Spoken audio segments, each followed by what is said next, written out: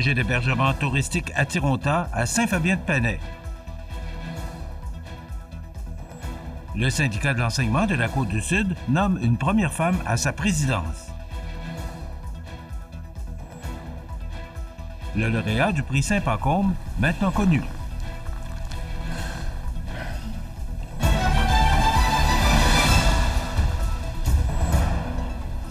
Lundi 7 octobre 2024. Bonjour mesdames et messieurs et bienvenue à votre bulletin d'information de ce lundi matin et bon début de semaine. C'est récemment à Saint-Fabien-de-Panay que l'on procédait à un événement portes ouvertes d'un nouveau projet d'hébergement touristique à Tironta et qui célèbre la culture autochtone Wendat. À cette occasion, on a pu profiter de visites libres de l'histoire des Wendat, dévoilement du totem, danse Wendat, artisans et food truck, donnant un avant-goût de ce lieu unique avant l'ouverture officielle dans les prochaines semaines.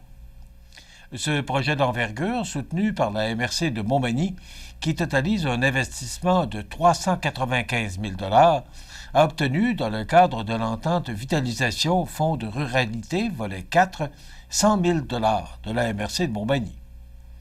Ce nouvel attrait touristique, également propice à la détente avec son aire de repos et bannique sur feu, spa et randonnée dans le parc des Appalaches, plongera le visiteur dans un environnement typiquement autochtone en raison de sa maison longue, son tipi, son totem, ses ateliers, la pêche et bien d'autres attraits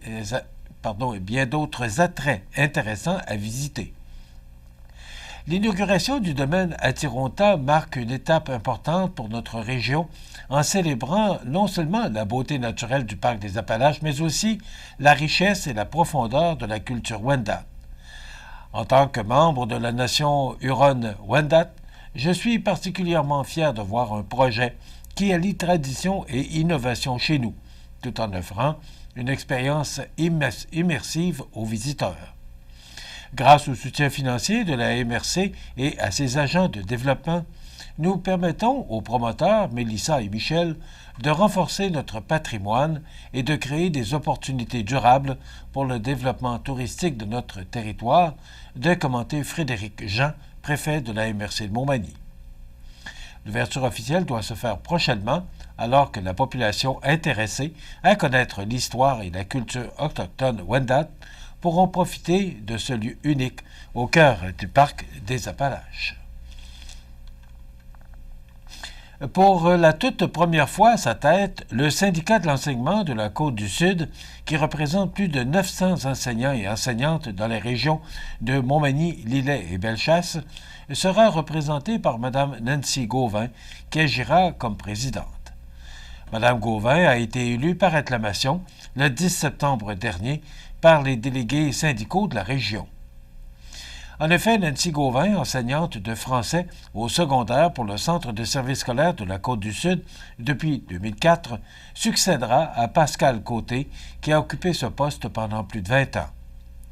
D'abord enseignante à l'École secondaire Saint-Paul de Montmagny, elle poursuivra sa carrière d'enseignante à l'École secondaire La Rencontre de Saint-Pamphile, son expérience lui permettant de connaître le milieu d'éducation et la réalité du territoire de la Côte-du-Sud.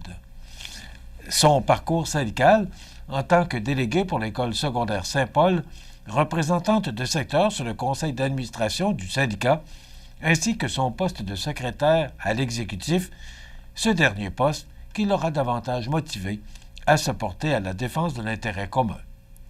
De plus, sa participation aux instances de la Centrale des syndicats du Québec et la confiance de ses collègues lui auront confirmé qu'elle était prête à affronter les défis que représente ce poste. Pro-maire au conseil municipal de Saint-Fabien-de-Panay, plusieurs implications sur différents conseils d'administration, ses actions comme bénévole, toutes ces implications s'ajoutent à l'expérience de Mme Gauvin dans sa communauté. Je me suis toujours intéressé à la mécanique des organisations, à leur fonctionnement. J'aime apprendre et comprendre comment les décisions se prennent. Pour moi, l'implication est le moteur du changement. Sans elle, rien n'avance. Et si on veut influencer positivement notre milieu, il faut être dans l'action, commentait Mme Gauvin. Lors de son allocution aux membres du syndicat, Nancy Gauvin a souligné vouloir, et je cite, « représenter les enseignants et enseignantes de la Côte-du-Sud avec bienveillance, apprendre à les connaître, voilà, porter leur voix, m'assurer de leur bien-être au travail, développer un lien de confiance avec eux en étant présente sur le terrain. Voilà le mandat que je me donne avec votre appui. » Le lauréat du prix Saint-Pacôme, maintenant connu. On vous revient dans 60 secondes.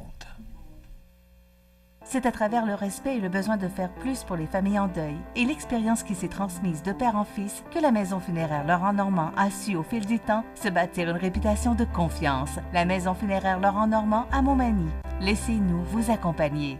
La Chambre de commerce et d'industrie de la MRC de Montmagny est fière de présenter son 18e gala Prestige Desjardins Entreprises jeudi le 7 novembre dès 17h15 au pavillon communautaire Espace Citoyen. Sous le thème La magie des affaires, célébrons les entrepreneurs extraordinaires, l'événement comprendra cocktail, souper 4 services du restaurant La Couvée, co-animation avec Alain Choquette, Nicole Robert, remise des prix et DJ pour bien terminer la soirée. Participez à la promotion de CMA TV et gagnez un panier dégustation d'une valeur de 100 $ offert par le domaine Rite de Cap-Saint-Ignace, Verger et Cidrerie. Pour participer, il suffit de vous inscrire sur le site web de CMA TV au cmatv.ca. Le tirage aura lieu le vendredi 11 octobre prochain dans l'émission Bonjour Côte-du-Sud vers 8h50. Participez nombreux et dégustez les délicieux produits du domaine Rite de Cap-Saint-Ignace, autocueillette et dégustation sur place. Vous regardez CMA TV, le réseau de l'information sur la Côte-du-Sud. C'est samedi soir, dans le cadre du 22e gala de la Société du roman policier de Saint-Pacôme, que l'auteur Jean-Louis Blanchard remportait le prix Saint-Pacôme, attribué au meilleur roman policier de la dernière année. Devant plus de 100 convives réunis au club de golf de Saint-Pacôme, le lauréat reçut la bourse de 3 000 $ pour son roman La femme papillon, publié chez Fides, associé à ce prix et remise grâce à la collaboration de la Caisse Desjardins de Lens de la Pocatière, de la municipalité de Saint-Pacôme et de la MRC de Kamouraska. Le roman de Jean-Louis Blanchard a été choisi le meilleur polar parmi les 33 titres proposés cette année par les maisons d'édition. Outre M. Blanchard, nous retrouvions comme finaliste M. Guillaume Morissette pour son roman Le poids des années, publié chez Saint-Jean Éditeur, et M. Jacques Savoie pour son roman Le honte de Frank White, publié chez Libre Expression. Fait à signaler pour cette 22e édition du prix Saint-Pacôme, Guillaume Morissette a déjà été finaliste en 2018 pour son roman Deux coups de pied de trop, alors que Jacques Savoie a été lauréat en 2010 pour le polar 5 secondes. Qu'on se le dise, le roman policier se porte magnifiquement bien au Québec. Que des auteurs construisent une œuvre mettant en vedette des personnages récurrents que le lecteur ravi voit évoluer au fil des romans, ou que l'on assiste à la naissance d'une plume singulière et forte qui se lance dans l'écriture d'un premier polar, la production est diverse, riche et foisonnante, de mentionner la présidente du jury, Mme Geneviève Lefebvre. Nous soulignons également avec bonheur que dans les romans de cette année, les lieux du crime s'étendent sur tout le territoire du Québec et au-delà des frontières.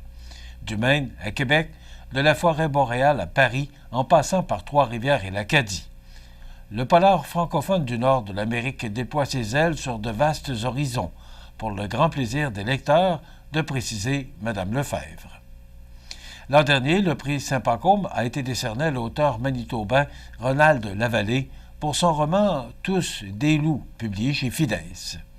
Soulignons également que la Société du roman policier accueillait la journaliste judiciaire Isabelle Richer à titre d'invitée d'honneur pour cette soirée de gala 2024.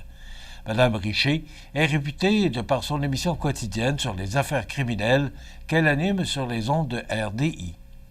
Madame Richer a publié, en 2022, aux éditions La Presse, un livre intitulé « Ce que je n'ai jamais raconté, 25 ans au palais de justice ».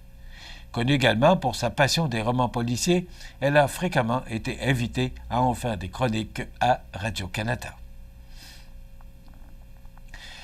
La semaine de la prévention des incendies sous le thème « Le premier responsable, c'est toi » se déroule jusqu'au 12 octobre prochain et, à cet effet, le service de la sécurité incendie et de la sécurité civile de la ville de Montmagny désire sensibiliser la population au sujet des comportements sécuritaires à adopter. Dans le cadre de cette semaine de la prévention des incendies, les citoyens de Montmagny et de Cap-Saint-Ignace, de certains secteurs visés, seront invités à effectuer une auto-inspection de leur demeure, ce qui signifie qu'ils s'assurent que tous les moyens de prévention incendie sont adéquatement mis en place dans leur résidence. Près de 1500 résidences et logements à Montmagny et Cap-Saint-Ignace seront ciblés par la démarche de prévention incendie. D'ailleurs, les pompiers ont entrepris une tournée de visites résidentielles depuis quelques semaines pour procéder à la vérification des avertisseurs de fumée et autres items et prodigueront également des conseils en sécurité incendie et répondront aux questions des citoyens. L'avertisseur de fumée est la meilleure protection en cas d'incendie. Il est donc important de changer les piles régulièrement et de s'assurer de son bon fonctionnement. L'équipe du service des incendies tient à souligner qu'un avertisseur de fumée est requis sur chaque étage d'une résidence et qu'un détecteur de monoxyde de carbone est nécessaire si le bâtiment comprend un système de chauffage combustible. Dans plus de 90% des incendies mortels qui se produisent dans des bâtiments résidentiels, les avertisseurs de fumée étaient non fonctionnels ou absents. Un avertisseur de fumée électrique ou à pile doit être remplacé aussitôt qu'un de ces trois critères est constaté. Il présente un signe de défectuosité, il a été peint ou endommagé, il a plus de 10 ans. Différentes précautions doivent aussi être adoptées dans la cuisine. Les outils électroniques tels les ordinateurs, tablettes portables, consoles de jeux vidéo et autres sont notamment des sources de distraction qui doivent être écartées lors de la préparation des repas. Chaque jour, les citoyens doivent adopter des comportements sécuritaires pour prévenir les incendies et assurer leur sécurité et celle de leur famille. Les comportements sécuritaires sont cruciaux en prévention des incendies car ils permettent d'éviter des pertes matérielles importantes, des blessures graves, voire même des décès. Les sports, présentés par Groupe Corriveau, entrepreneurs électriciens et plomberie, un appel, 4 services. Groupe Corriveau à Montmagny, 88 248 8992, votre solution. Vous avez des projets de construction ou de rénovation? Pensez Groupe Corriveau, entrepreneurs électriciens et plomberie. Un appel, 4 services, 88 248 8992, Groupe Corriveau à Montmagny ou groupecorriveau.com. La solution pour du travail bien fait.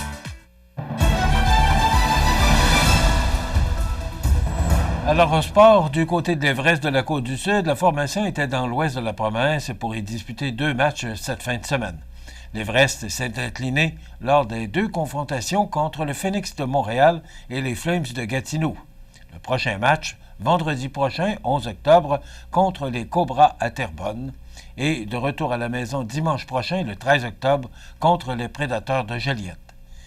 Et pour le Caron Industrie Junior 2A, 2e victoire en autant de matchs face aux Beaucerons de Sainte-Marie, cette fois-ci par la marque de 6-4 au Centre Castel disputé vendredi soir. Et 3e victoire consécutive par la marque de 7-2 du Caron Industrie face au V-Boutin de Plessisville dimanche après-midi en match d'ouverture officielle à Montmagny devant plus de 305 spectateurs.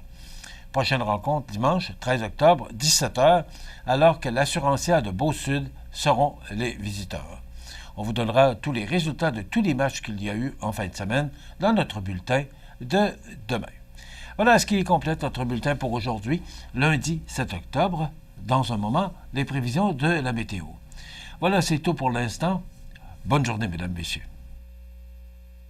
Pour rejoindre la salle de nouvelles de CMA-TV, nouvelles au pluriel @cmatv.ca ou encore 88 281 13 13 poste 226. Les prévisions de la météo. Une présentation de Promutuelle Assurance Montmagny-Lillet. Toujours à l'écoute de vos besoins.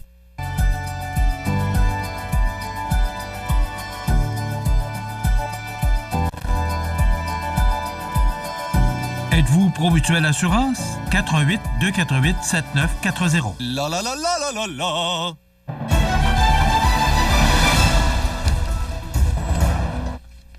Bon, ben c'est pas une fin de semaine qui va passer à l'histoire. Autant on a eu une belle semaine, même une semaine d'été la semaine dernière. Ben, en fin de semaine, c'était vraiment l'automne, c'était frais, pluvieux. Hier, une journée maussade, grise. Alors, c'est passé. On regarde maintenant en avant. Alors, on voit cette bande de nuages parce qu'il pleut. Et ce matin, à 6 heures, il pleuvait quand même assez abondamment. Et vous voyez, là, l'image radar nous montre d'elle-même cette journée de lundi pluvieuse pour débuter la semaine. Mais ça va être de courte durée. Du moins, c'est ce que nos météorologues nous prédisent. Alors, pour aujourd'hui, là, c'est de la pluie avec un maximum de 15 degrés. Ce soir et la nuit prochaine, des averses, nappes de brouillard se formant au cours de la nuit, vent du sud-ouest de 20 km/h, minimum de 9. Demain mardi, généralement nuageux, 40 de probabilité d'averse le matin, nappes de brouillard se dissipant le matin, vent du sud-ouest de 20 km/h qui deviendront légers au cours de la matinée, avec un maximum frais de 13 degrés. Pour mercredi, c'est le retour du soleil avec de fréquents passages nuageux, maximum de 13. Pour jeudi, du temps nuageux, maximum frais de 12 degrés. Et pour vendredi, du beau soleil avec un maximum de 15 degrés. Vous savez qu'en fin de semaine, c'est le long congé de l'Action de grâce et aussi le festival de l'Oie Blanche. Il fait actuellement 12 degrés à l'extérieur des studios de CMA-TV. Les vents soufflent de direction sud-est à 5 km/h. L'humidité est à 90 % et la pression barométrique est à 101 kPa. Pour le bateau qui fait la navette entre Montmagny et l'Île-aux-Grues, le premier départ était à 6h45 ce matin. Les deux prochains départs, 9h15 et 18h15. Et du côté de Montmagny, les départs s'effectueront à 7h30, donc c'est fait, 10h et 19h, toujours en relation avec les heures de la marée. Ben voilà, ça complète du temps nuageux, de la pluie pour du moins jusqu'à demain midi. Ça devrait se dégager par la suite et nous apporter un petit peu de soleil pour la journée de mercredi. Voilà, ça complète. Dans un moment, on vous propose une entrevue avec Mireille Thibault et Stéphanie Dusablon, directrice générale et conseillère pour les conseillères seniors pour les entreprises, pour le Centre d'aide aux entreprises Montmagny-Lillet, et en même temps, par la même occasion, dans le cadre de cette entrevue avec Mireille et Stéphanie, on aura une entrevue avec Claudine Landry, qui est copropriétaire de la librairie Livre en Tête, qui viendra nous parler de son entreprise, du démarrage de son entreprise, de l'acquisition de cette entreprise il y a quelques années de cela. Et on recevra également Madame Nicole Robert, qui est directrice de la Chambre de commerce et industrie de la MRC de Montmagny. Il y aura bien sûr l'actualité et les avis de décès. C'est ce qu'on vous propose comme menu de cette émission du 7 octobre. Bonne émission.